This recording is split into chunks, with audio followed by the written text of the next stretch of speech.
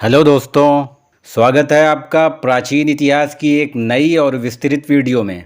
दोस्तों, आज की इस वीडियो में हम लोग मौर्योत्तर काल के बारे में जानकारी प्राप्त करेंगे, यानी मौर्य वंश के बाद और कौन कौन से राजवंश आए और उन्होंने शासन किया तथा उनमें कौन कौन से प्रमुख राजा और शासक हुए, और बहुत सारे तथ्यों के बारे में चर्चा करेंगे जो प्रतियोगी परीक्षाओं के लिए बहुत इंपॉर्टेंट होने वाले हैं। तो मेन टॉपिक को पढ़ने से पहले संक्षेप में हम लोग थोड़ा सा पीछे की स्टोरी जान लेते हैं, ताकि ये वीडियो आपको बेहतर तरीके से समझ में आ सके। तो पीछे की वीडियोस में हमने पढ़ा कि मगध के ऊपर इन 7 राजवंशों ने शासन किया। कौन कौन से? हर्यक वंश, शिशुनाग वंश, नंद वंश, मौर्य वंश, शुंग वंश, कण्व वंश और सातवाहन वंश। और इनमें से ऊपर के 4 यानी हर्यक वंश, शिशुनाग वंश, नंद वंश तथा मौर्य वंश, इन चारों को हम लोगों ने पिछली वीडियोस में विस्तार से कवर किया है। और इन चारों के बाद के जो वंश हैं यानी शुंग वंश, कण्व वंश और सातवाहन वंश, इन्हीं को मौर्योत्तर काल अर्थात मौर्यों के बाद का ज़माना कहा जाता है। और इन्हीं तीनों वंशों को आज हम लोग कवर करेंगे। तो आइए पढ़ना शुरू करते हैं।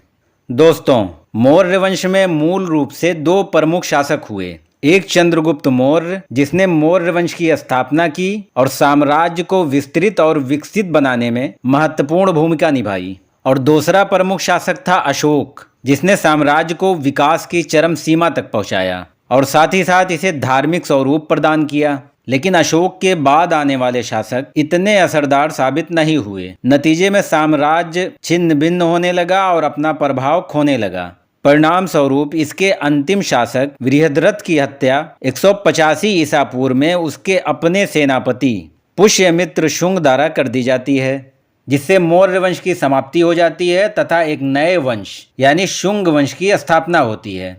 और शुंग वंश की स्थापना के पीछे जो बुनियादी कारण बताया जाता है वो ये है कि शुंग एक ब्राह्मण थे, और जब मौर्यों ने बौद्ध धर्म को बहुत ज़्यादा प्रचारित प्रसारित किया, जिस वजह से ब्राह्मण धर्म थोड़ा पीछे चला गया, जिससे ब्राह्मण दुखी थे तथा ब्राह्मण धर्म को फिर से आगे लाने के लिए और बौद्ध धर्म को पीछे करने के लिए एक ऐसे वंश की स्थापना करना जरूरी था जिसका संबंध ब्राह्मण धर्म से हो। तो मौर्य वंश के बाद कुछ वंश आए जिसकी स्थापना ब्राह्मण शासकों द्वारा की गई थी।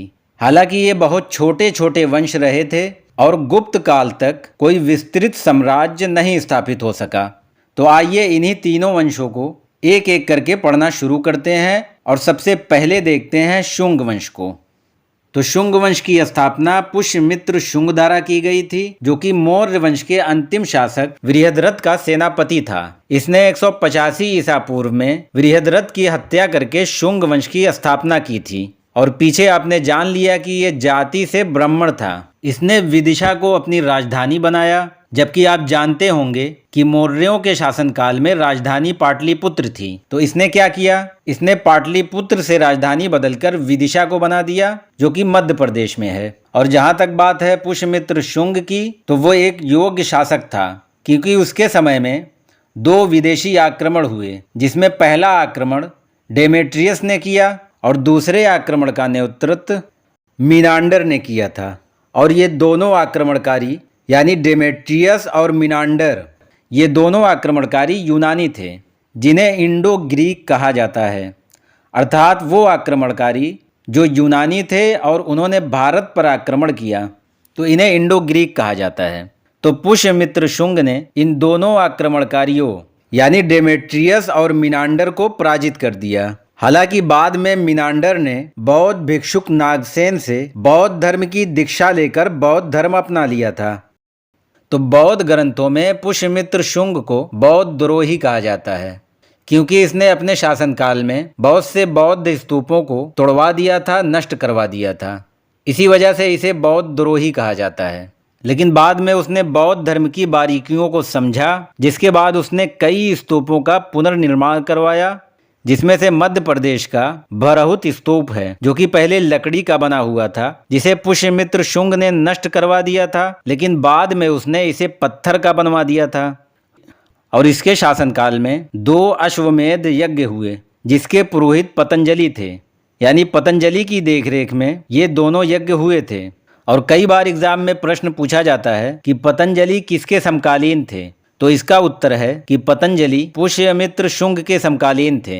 यानी जिस तरह चाणक्य चंद्रगुप्त मौर्य के दरबार में रहा करते थे, सेम उसी तरह पतंजलि पुष्यमित्र शुंग के दरबार में रहा करते थे।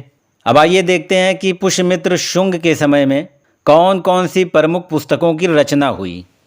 तो इसके समय में पाणिनि ने अष्टाध्यायी की रचना की। इसी तरह बौद्ध धर्म की पुस्तक जातक ग्रंथ की रचना इसी के समय में हुई।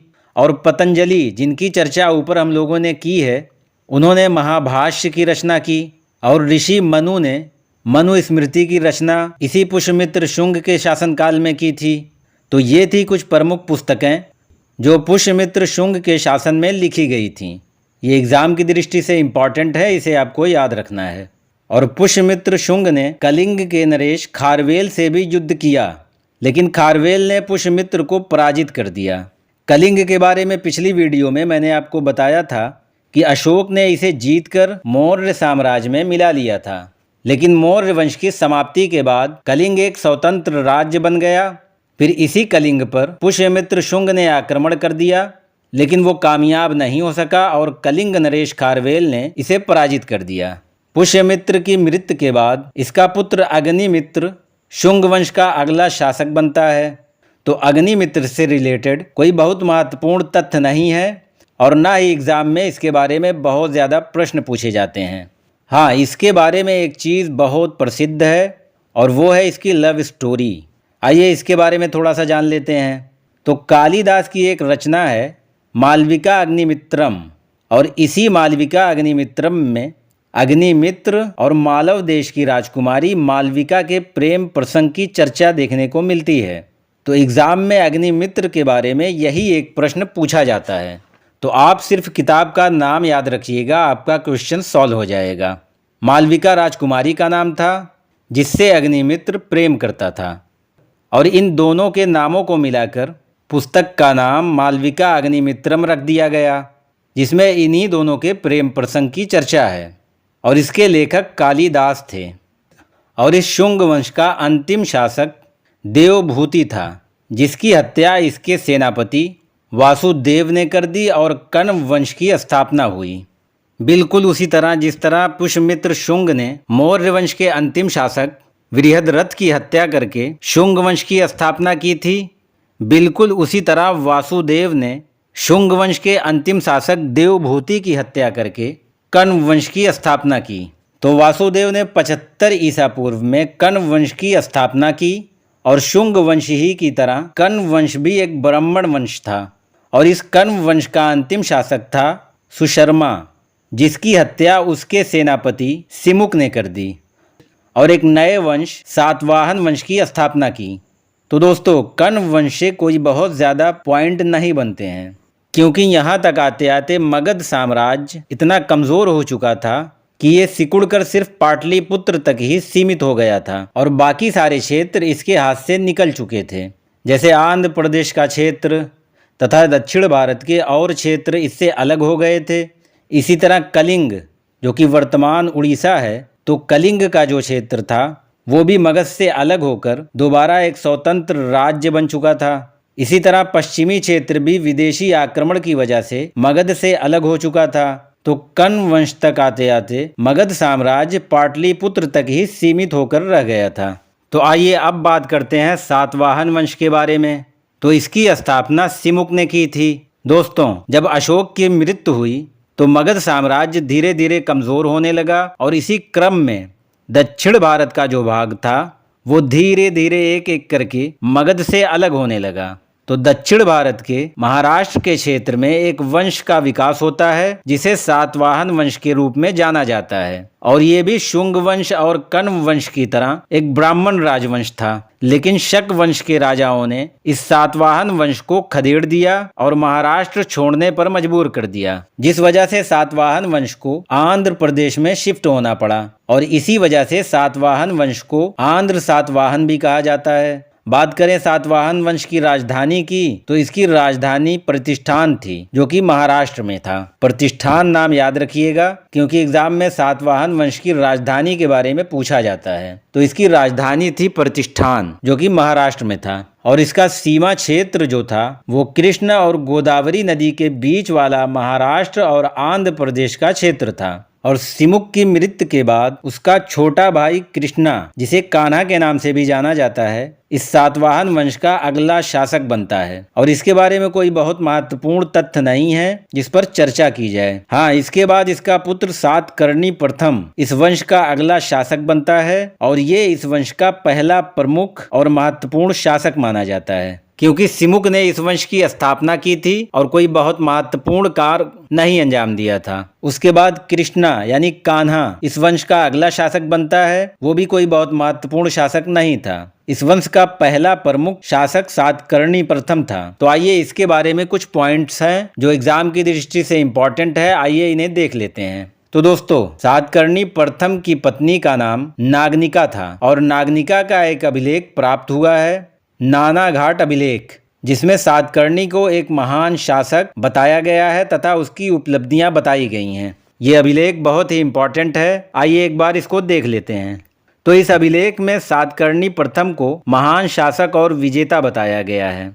इस अभिलेख के अनुसार ब्राह्मणों को उनके पूजा पाठ, यज्ञ तथा धार्मिक कार्यों के बदले जो वेतन मिलता था, तो इस सातवाहन वंश के समय में वेतन के बदले भूमि दान में दी जाने लगी, यानी वेतन की जगह उनको भूमि दान में दी जाने लगी। मिसाल के तौर पर उनको भिक्षा के तौर पर एक उपजाऊ क्षेत्र या गांव दे देते थे और उनसे कहा जाता था कि इस भूमि से जो लगान प्राप्त होगा, जो कर प्राप्त होगा, वो आप रख लीजिएगा। और ये भूमि दान की व्यवस्था भारत में पहली बार शुरू करने वाला वंश था यही सातवाहन वंश, जिसका उल्लेख हमें नानाघाट अभिलेख में देखने को मिलता है। और ये एग्जाम में अनेकों बार पूछा गया है कि भारत में भूमि दान देने का चलन पहली बार किस वंश में प्रारंभ हुआ, तो सातवाहन वंश में इसका चलन प्रारंभ हुआ। लेकिन ऐसा नहीं है कि इस वंश के शासक ब्राह्मण थे तो केवल ब्राह्मणों को ही भूमि दान करते थे, बल्कि उस समय बौद्ध धर्म भी एक प्रमुख धर्म था, तो ये लोग बौद्ध भिक्षुकों को भी भूमि दान में दिया करते थे। और इसमें ऐसा होता था कि एक आदमी को एक गांव दिया जाता था, फिर दूसरा दिया जाता था, तीसरा दिया जाता था, और इस तरह से उसके पास इतना क्षेत्र हो जाता था जो एक छोटा सा साम्राज्य बन जाता था। और इसी से आगे चलकर भारत में एक नई व्यवस्था का जन्म होता है, जिसे सामंती व्यवस्था कहते हैं। यानी एक राजा के अंडर राजा,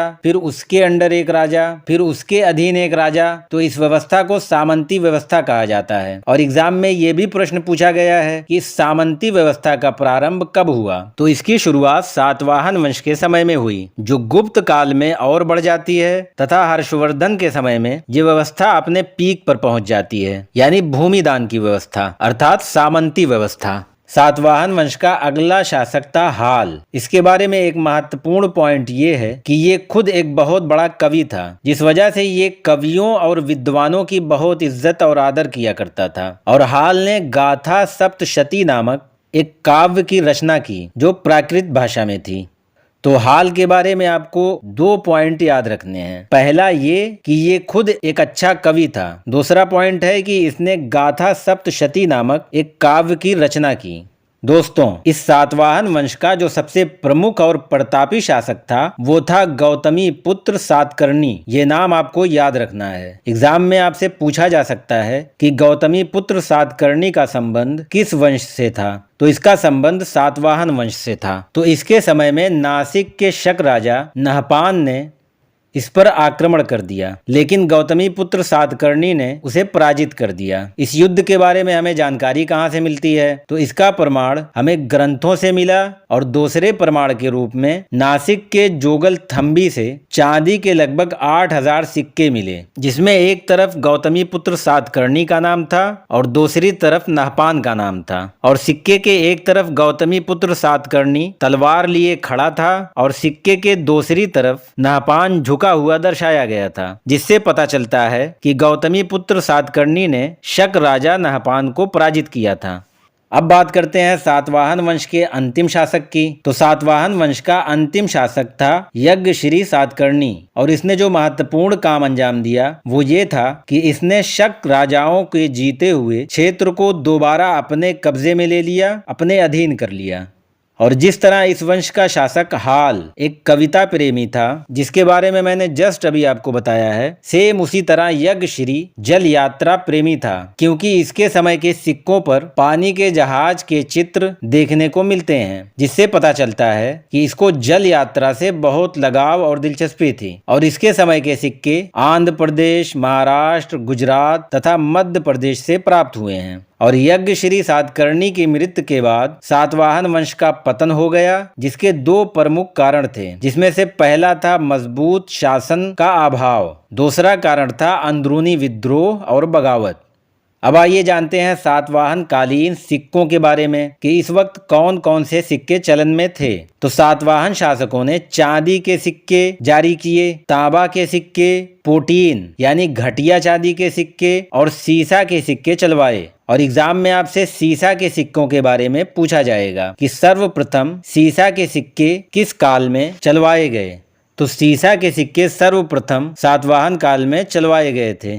इसी तरह सातवाहन वंश के समय में समाज मातृसत्तात्मक था। जैसा कि हड़प्पा सभ्यता के बारे में हमें जानकारी मिलती है कि हड़प्पा सभ्यता का समाज मातृसत्तात्मक था, बिल्कुल उसी तरह सातवाहन वंश का समाज मातृसत्तात्मक था।